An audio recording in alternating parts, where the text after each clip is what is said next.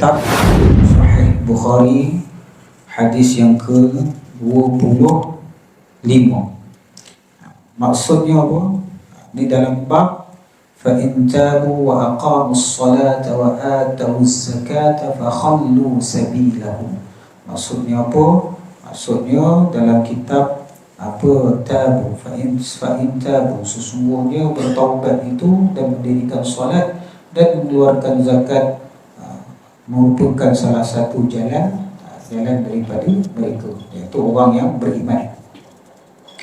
Baik, yang di mana hadis Nabi SAW, Nabi bersabda yang bermaksud telah dikhabarkan daripada Abdullah bin Muhammad al-Musnadi, telah dikhabarkan daripada Abu Rawhin al-Hurami bin Umarah, telah dikhabarkan Syu'bah ni nama orang. Kalau dalam bahasa Arab, Syu'bah ni maksudnya lebih kurang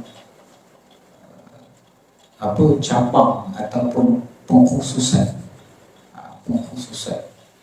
Dia ada lagi satu pengkhususan dalam bahasa Arab dipanggil takhasus. Jadi Syu'bah an Waqid bin Muhammad, daripada Waqid bin Muhammad, qala sami'tu abi yuhaddis, telah kami dengar daripada, telah aku dengar. Aku dengar ni siapa? Waqid bin Muhammad. Dia kata aku telah dengar daripada abi yuhaddis, daripada abi yuhaddis ani ibn Umar, daripada ibn Umar radhiyallahu anhuma, anna Rasulullah sallallahu alaihi wasallam, sesungguhnya Rasulullah sallallahu alaihi wasallam telah bersabda, telah bersabda, wa umirtu an uqatilan nas, aku diperintahkan untuk uqatilan nas. Uqatil ni maksudnya perang. Dalam bahasa Arab qatala yuqatilu, qatalat yuqtilu. Ini wazan dia. Wazan dia ada banyak, ada 14 wazan. Uqatil ni maksudnya pergi berperang. Kalau qatil ni membunuh, takkanlah maksudnya membunuh, maksudnya adalah berperang. Allah suruh Nabi SAW untuk memerangi manusia sehingga mereka bersaksi. Uqatilan nas hatta yashhadu, sehingga mereka bersaksi an la ilaha illallah, sesungguhnya tiada Tuhan yang disembah melainkan Allah, wa anna Muhammadar Rasulullah, dan sesungguhnya Muhammad itu utusan Allah. Maksud perang ni tuan-tuan bukan terus-terus bunuh, tak. Maksud perang ni Allah suruh perang orang yang memusuhi Islam. Kalau dia tak nak terima Islam, tak apa, tapi jangan memusuhi. Sebab tu turun ayat la yukallifullahu nafsan illa wus'aha. Maksud la yukallifullahu nafsan illa wus'aha, bukan la yukallifullah, la ikraha fid din, la ikraha fid din, qad tabayyana al-rushd min al-ghayy. Tidak ada paksaan di dalam agama. La ikraha fid din, tak ada paksaan dalam agama. Kita tak boleh paksa orang masuk Islam, tak boleh. Letak pisau kali dia, kau cepat ucap, tak boleh. Ataupun letak pistol dekat dahi dia, kau masuk Islam cepat, tak. Hadis ni nak menerangkan apa tuan-tuan? Nak menerangkan Allah perintahkan Nabi untuk memerangi orang yang memusuhi Islam. Tak nak masuk Islam, tak apa, tapi jangan musuhi Islam. Banyak kerajaan Rom, kerajaan Nasrani yang bernaung bawah kerajaan Islam, mereka dikenakan jizyah. Jizyah ni apa? Jizyah ni cukai bagi orang yang tidak beragama Islam, yang bernaung di bawah kerajaan Islam. Jangan banding dengan cukai sekarang. Cukai sekarang macam-macam ada. Kalau setakat jizyah, SST, satu ketika dulu GST, cukai excise, cukai pendapatan, cukai pintu, cukai pintu juga harta lah, cukai tanah, cukai segala jenis boleh dicukai dia.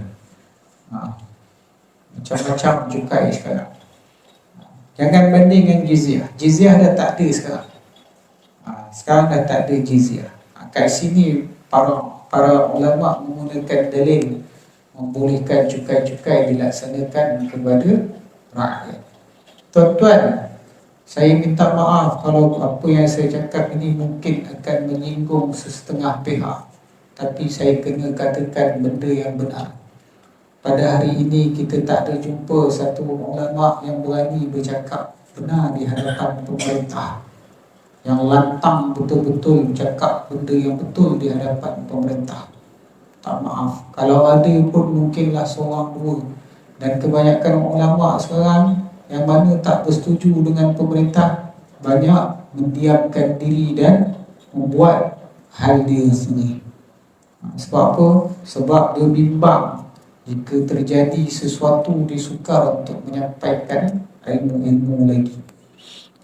Jadi saya terpaksa cakap benda ni tuan-tuan, bukan nak menghasut tuan-tuan, tidak. Saya cerita satu kisah. Kisah ni saya kena cerita dengan tuan-tuan. Bukan nak mengkritik ulama yang ada, mereka ni orang-orang yang hebat. Tapi saya nak cerita bagaimana Imam Malik rahimahullah ta'ala. Hari ni kalau kita tengok orang seleweng zakat, berapa ramai ulama yang bangun bersama-sama untuk memerangi orang yang seleweng zakat. Berapa ramai. Ini kadang-kadang kesedaran tu kurang tuan-tuan. Bukan kita suruh pergi berperang, kita minta wakil supaya lantang bersuara. Imam Malik rahimahullah ta'ala tuan-tuan, ketika mana diminta fatwa oleh khalifah ketika tu, saya tak ingat nama khalifah ni, cerita ni dah lama saya baca tuan-tuan. Kisah ni kisah sahih. Imam Malik rahimahullah ta'ala bila mana dia diminta oleh khalifah mengeluarkan fatwa, lalu Imam Malik kata apa? Dipanggil ke istana khalifah. Khalifah cakap apa? Aku telah meminta fatwa daripada semua ulama, tapi aku takkan menjalankan fatwa itu selagi aku tak dapat fatwa daripada engkau. Imam Malik ni ulama besar tuan-tuan, ulama besar. Fatwanya apa? Fatwanya khalifah waktu tu kerajaan Islam sedang berperang dan kekurangan dana untuk meneruskan peperangan.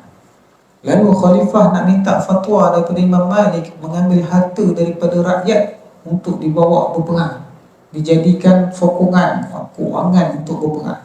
Lalu Imam Malik kata apa? Imam Malik kata, aku tidak akan mengeluarkan fatwa, wahai khalifah, wahai Amirul Mukminin, aku takkan keluarkan fatwa selagi mana emas yang berada di pinggang pelayan-pelayan istanamu, segala apa yang ada dalam simpanan di istanamu, emas-emas ini tidak digunakan untuk berperang, selagi itu aku akan tidak membenarkan engkau mengambil harta rakyat untuk dibawa berperang. Hari ini berapa ramai yang berani tegur pemimpin yang terlalu mewah sehingga rakyat kat bawah susah. Menjawablah di hadapan Allah, wahai pemimpin. Ni nak pilihan raya ni pandai-pandai dah fikir sendiri. Menjawablah di hadapan Allah walau ada satu rumah pun yang menangis kerana tidak ada makanan untuk dimakan. Jawablah wahai pemimpin di hadapan Allah. Kerana disebabkan satu lubang, seorang khalifah bila dia dengar kuda terjatuh dalam lubang tu menangis dia. Janganlah aku jadi disebabkan hal ini aku masuk dalam neraka Allah. Kita lubang jalan kita berapa banyak? Berapa banyak jalan lubang kita dengan pembuang insiden? Jadi pemimpin ni tak senang tuan-tuan. Jadi rakyat senang kritik je. Kan? Jadi rakyat senang, kritik je, tak jalan kerja kita kritik, tak jalan kerja kita bantai. Sebenarnya jadi pemimpin ni tak senang tuan-tuan, susah.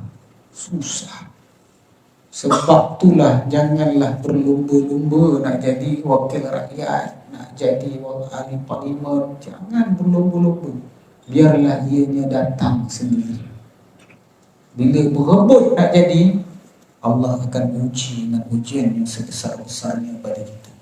Kita akan ingat itu satu nikmat yang Allah bagi, kaya raya, sihat tubuh badan. Kita ingat tu nikmat. Sebenarnya itulah ujian yang paling besar buat wakil rakyat sekalian, tak kira berarti.